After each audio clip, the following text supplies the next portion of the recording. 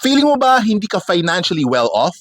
Pero teka, baka naman sobrang taas lang ng standards mo. Here are 10 signs baka di mo napapansin pero masasabi mo nang you're actually doing well financially. And no, hindi ito yung tipong kailangan milyonaryo ka na agad. Alam nyo, minsan may tendency tayo na i-compare ang sarili natin sa ibang tao, lalo na pagdating sa social media. Kaya feeling natin, kulang pa rin kahit anong sipag at ipon ang ginagawa natin. But the truth is, you might already be doing a lot better than you think. Let's break down the signs na you're on the right track financially kahit hindi mo pa naabot yung dream lifestyle mo. Ready ka na? Tara, let's go! You don't live paycheck to paycheck. Naranasan mo na ba yung 1 week pa lang bago ang sahod tapos naka-oxygen diet ka na? Yung hangin na lang halos ang kinakain mo kasi ubos na yung funds? Well, hindi ka na ganyan. Congrats! Isa yan sa mga pinakamalaking signs na financially okay ka na. You're able to breathe a little, hindi ka nakabado bago pecha de peligro. You have a give fund. Kapag kaya mo nang mag-share ng blessing sa ibang tao, whether it's your family, sa church, or sa charity, if you can give back kahit konti without worrying about your own finances, winner ka na dyan. Ibig sabihin, you've got enough to cover your needs and still contribute to others. You save and invest consistently. Consistency is the key, di ba? It doesn't matter kung malaki or maliit ang naitatabi mo. Ang importante is you're doing it regularly and yung every month may naitatabi ka kahit konti lang for your own future self. That's one of the biggest signs that you're on the right track. Hindi importante kung gaano kalaki. Basta steady ka lang mag-save at mag-invest, marami nang mapupuntahan ito. Your budget is strict but flexible. Oo, strict ka sa budget, pero hindi ka naman stiff.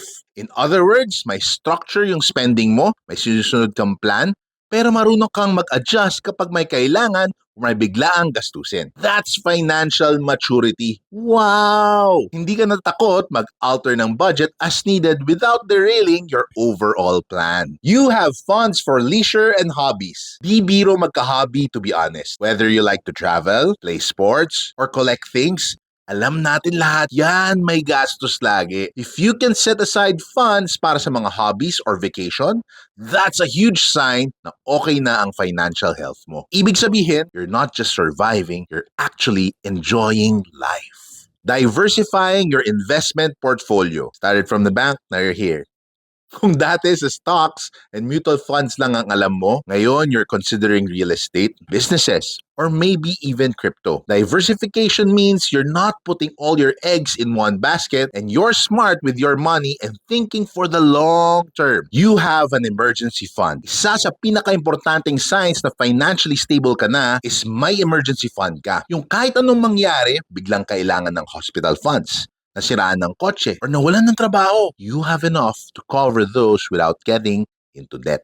Ibig sabihin, ready ka for the rainy days. You have minimal or no credit card debt. Credit card debt is one of the biggest traps. But if na-manage mo nang mababayaran ito on time, or better yet, walang interest dahil lagi kang on time on your payments, then you're winning. Hindi mo kailangang mangutang para mabuhay. That's a sign you've got your finances in check.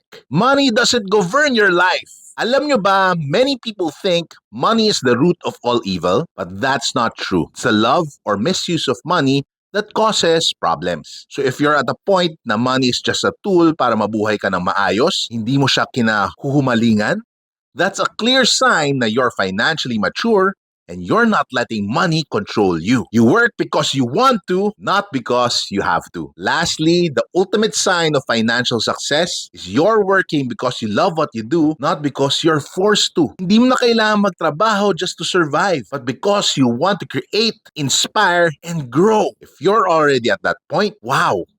Hats off to you. At the end of the day, hindi mo kailangan maging milyonaryo to say you're doing well financially. It's all about balance, consistency, and knowing your priorities. Ikaw nagde-design ng buhay mo. So if you can relate to any of these signs, give yourself some credit. Tap yourself on the back. You're probably doing way better than you think.